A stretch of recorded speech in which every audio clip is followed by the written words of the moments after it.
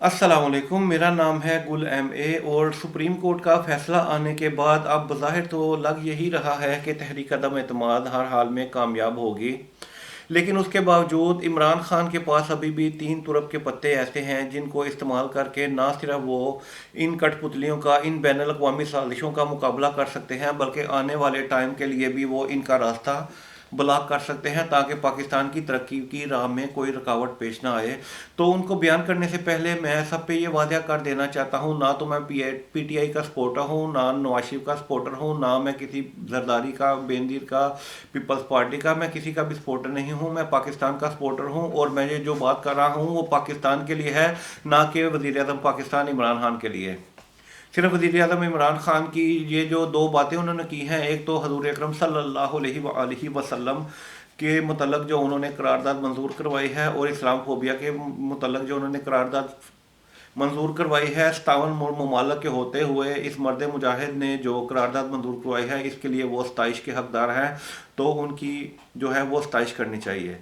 तो बाकी इमरान खान खुद एक कठपुतली रह चुके हैं। काश इनको पता होता कि 2014 के इलेक्शन में या उसके बाद जो कुछ वो कर रहे हैं, कल आने वाले टाइम में उनके आगे भी वो प्रॉब्लम हो सकती है।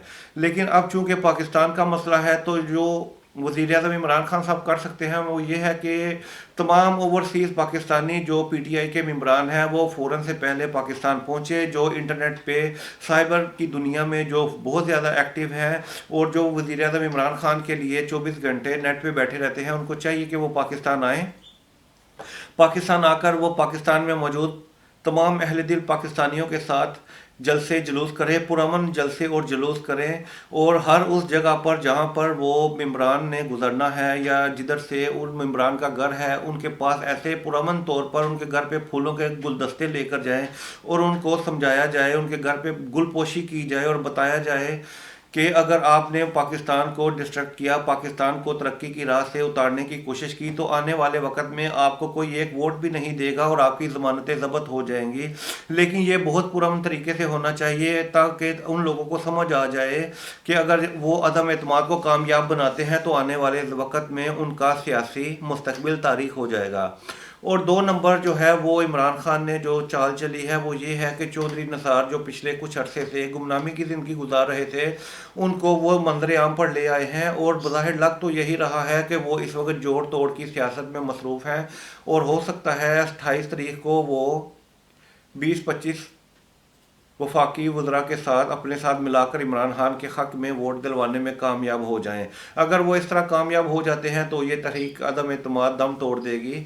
और लेकिन आने वाले टाइम में इसका मुकाबला करने के लिए तमाम पाकिस्तानियों को एक दफ़ा बाहर निकलना पड़ेगा ताकि कोई भी पाकिस्तान के वज़ीर आज़म को आइंदा इस तरह कुर्सी से उतारने की जुर्रत ना कर सके और ये कठपुतलियाँ, बैन अवी साजिशें अपनी दम तोड़ दें और कोई भी आइंदा इस तरह की हरकत करने की जुर्रत ना कर सके।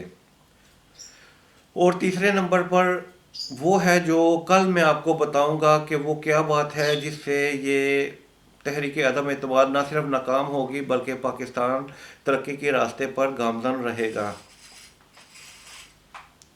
अगर आपको ये व्लॉग अच्छा लगा है तो इसको लाइक कर दे, शेयर कर दे, सब्सक्राइब कर दे।